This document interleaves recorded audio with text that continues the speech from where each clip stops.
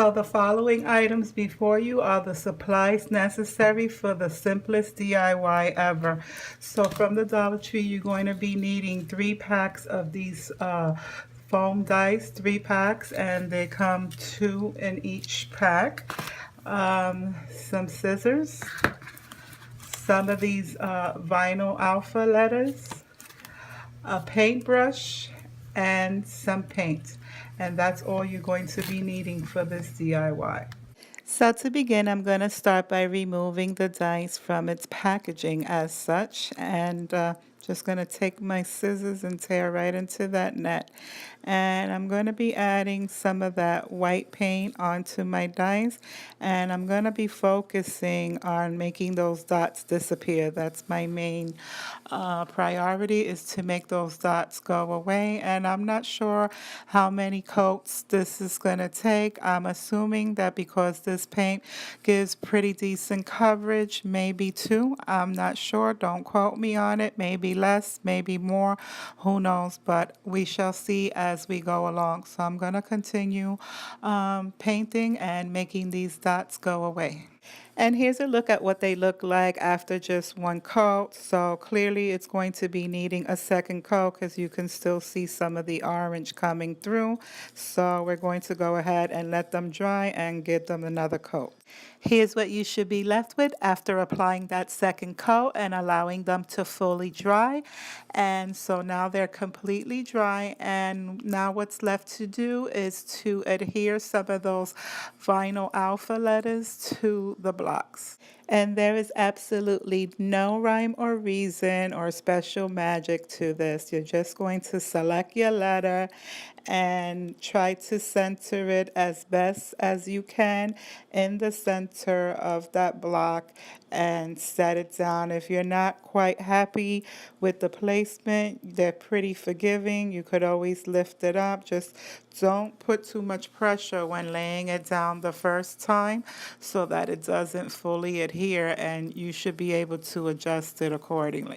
And once you're happy with the final placement of the letter, you just move on to the next letter and do the same exact thing. Obviously, I'm going to be spelling out the word spring, so I have my letter P here, and I'm just eyeballing it and trying to get it centered as best as possible. And in case I didn't mention it earlier, these letters, it shows on the packaging that the actual size is 2 inches. So they are about the same size as the blocks itself. So they're pretty big. They could have been a little smaller, but I'm going to continue to go with it because I actually kind of like that they take up that whole space in the front. So as you see me here placing down the R as such, and now I'm going in for the letter I, and I'm just going to continue adhering the vinyl onto my blocks until I spell out the word spring. And last but not least, we're going to be adhering our final letter, the letter G, and that will conclude spelling out the word spring. And of course, these things always got to give me a hard time whenever I'm trying to do something on camera, but I'm sure you get the idea. And last but not least, once you adhere the final letter, this would conclude this project, and I just think it came out so stinking cute. I think they look like little marshmallows, and it just resonates with me because when I think of spring and Easter, I think of marshmallow and peeps, and I just think this little craft was just so cool. Who would have thought these little foam dice, you can turn it into spring decor, and you feel free to play around with the placement of the blocks, to fit in with your decor. So I hope you enjoyed this project, and now for the next one.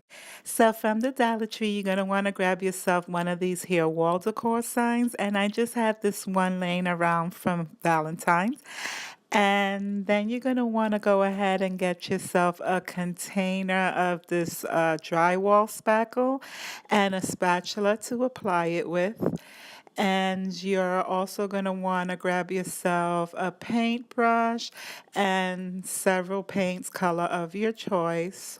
Also, you're going to get some transparent tape and some scissors, and you're also going to grab yourself a sheet of sandpaper, some PVC electrical tape, and some alpha stencils. So if you want to see how this all comes together, all you got to do is keep right on watching. So to begin with, we're going to start off by removing this little galvanized heart, and I had just taken it off with this same here spatula, and then I took some sandpaper and I sanded off some of the residue that had stayed behind. And so now we're just going to begin to prep our board, and we're going to start by cutting off this little ribbon here because we're going to be filling in those holes and making them go away. So as you can see here, a little goes a long way, and I took about a pea-size amount, and it was enough to fill in both holes. And as you see, I'm just spreading it out with the spatula evenly, and then I'm going to flip it over to the back side so you can see that some of it came through, and now I'm just going to flatten it down as such, and that's it. That's all you want to do, and then let it dry.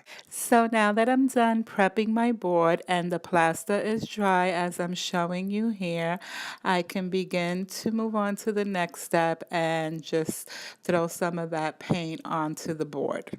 So here I'm showing you that once I gave it that coverage, I went ahead and I applied some of that PVC electrical tape onto the sides, and I went ahead and I used a line of that same tape as a spacer in between, and that's how I got my measurements so that I wouldn't have to use a ruler, and I did the same thing on both sides. Next up, I'm going to be adding some of this acrylic tape on the areas that I taped off, and I'm going to go light-handedly with this acrylic because I'm going to try to avoid any kind of seepage as much as I can, because this is the first time me trying this procedure here with electrical tape. I usually do it with painter's tape, so we'll see how it goes. Less is more, and I can always apply a second or third coat if need be, but I can't take away. So I'm going to go lightly, and then once it dries, I'll apply another coat.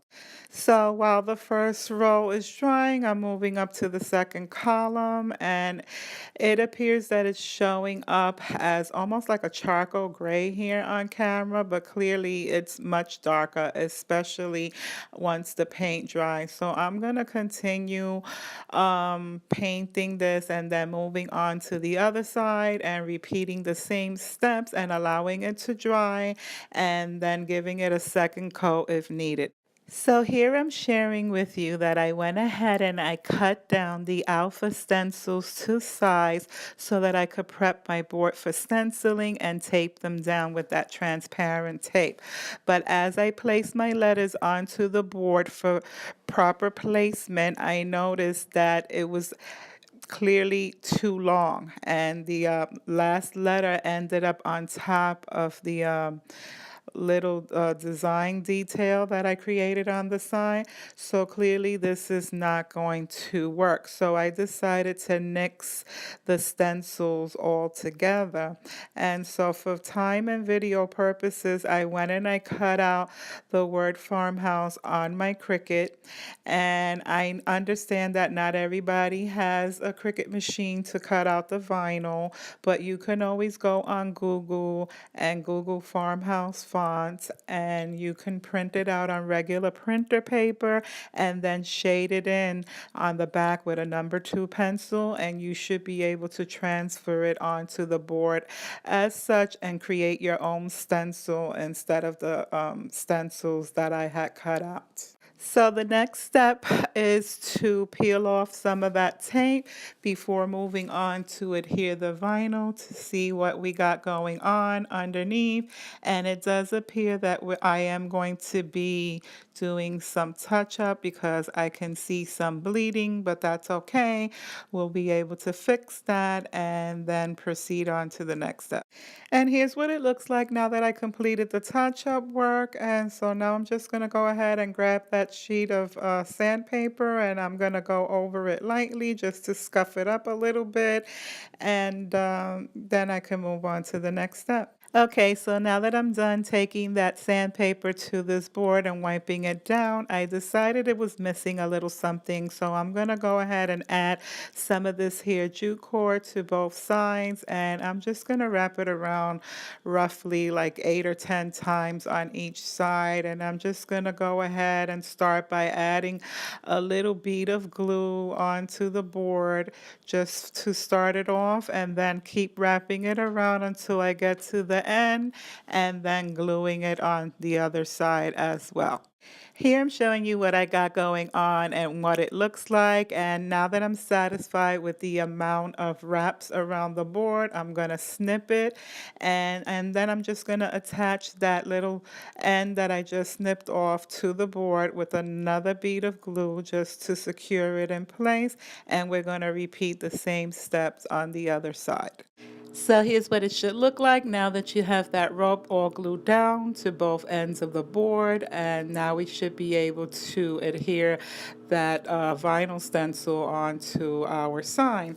And so I'm just going to measure it out for placement, and then I'm going to grab my Cricut tool and I'm going to go over it lightly just to ensure that I'm able to lift it up so that I can add my transfer onto the board. And this is me peeling off the transfer from the backing, and I'm just going to be eyeballing it, guys. I'm not really whipping out any measuring tapes or rulers here. I'm just trying to center it as best as I can, and what I'm using as a guide is that middle slat. You know, the board is kind of divided in three with those little shiplappy type of sections that it has.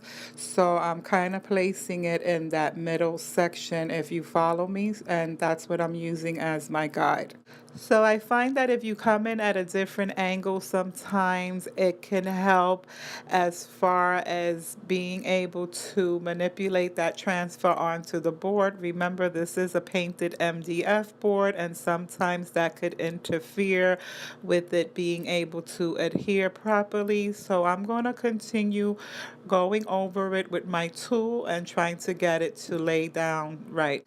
Slowly but surely, I'm just adding pressure onto the board and peeling with the other hand until I get a grip and get the whole transfer sheet to come up. And there you have it. Voila, it's adhered to the board. And I'm very pleased with this outcome, guys. I hope you like it too. I suppose you can add Mod Podge to the top, but I'm going to leave it as such because I don't want to add any extra shine or gloss to the board because I like that matte farmhouse look. So I'm going to keep it as such. And I hope you enjoyed this video tutorial, guys. And should you decide to replicate this project or any one of my projects for that matter, I hope you'll tag me on my Instagram. It's the same name as this channel, and there I can share it in my Insta stories with my followers. And it just makes me happy that someone would take my project and put their own spin on it. So if you like these kind of videos, please don't hesitate to give it a thumbs up. It'll help YouTube to recognize my channel, and don't forget to hit that notification bell so you could be notified each time I post. I will meet you back here in my next DIY. Bye.